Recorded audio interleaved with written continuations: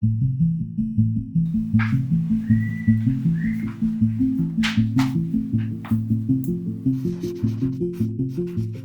just turned 19 a couple of weeks ago, and it's weird. I mean, I'm gonna be in my 20s in a year, and this is supposed to be like the best and the craziest time of my life.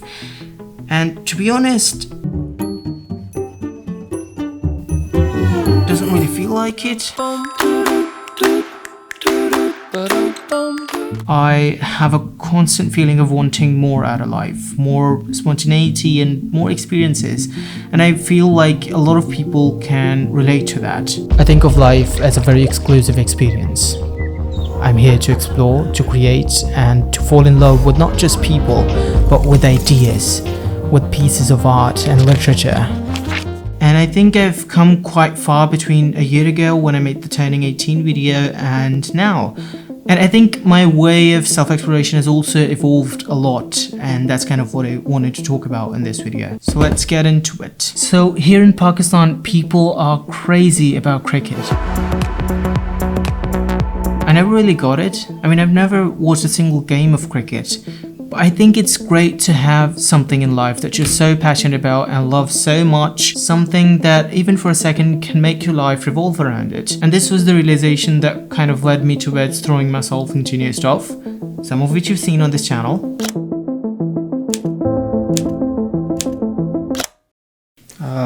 Okay, where's this video going?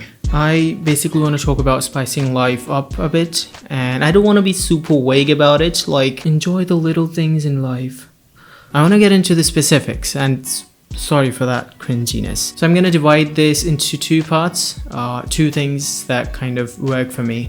Explore and find stuff to fall in love with.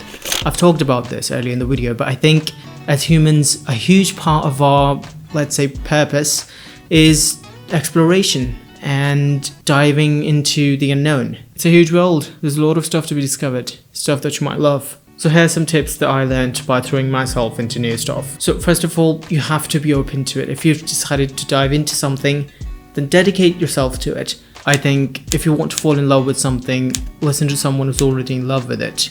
This is what I did with both fiction writing and poetry. I listened to people on YouTube who were already passionate about these things, and I just sat and listened to them talk about it most of the time. And I think that was what made me appreciate these things so quick. Another helpful tip is to dedicate a specific time to that thing, because we have a tendency of being reluctant to new stuff. And I think when you spend a few hours with it, the shield of resistance kind of fades away.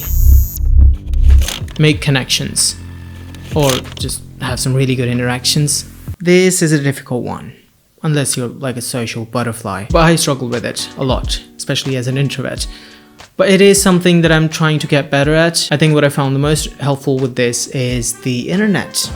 It has helped me with this in many different ways, like confidence in self-expression. Well, making YouTube videos did play a big role in it, but to be able to make weird stuff and post it for everyone to watch, I mean, I wouldn't even think of doing this 2 years ago. But in terms of making connections, I think internet is a good place to do that. You can find like communities of like-minded people. Like for me, it was Yes Theory. It's a huge community of spontaneous and positive people who believe in seeking discomfort and saying yes to stuff. And I've actually made some friends from all over the world because of it. Wow, you've really watched the video till the end. Thank you.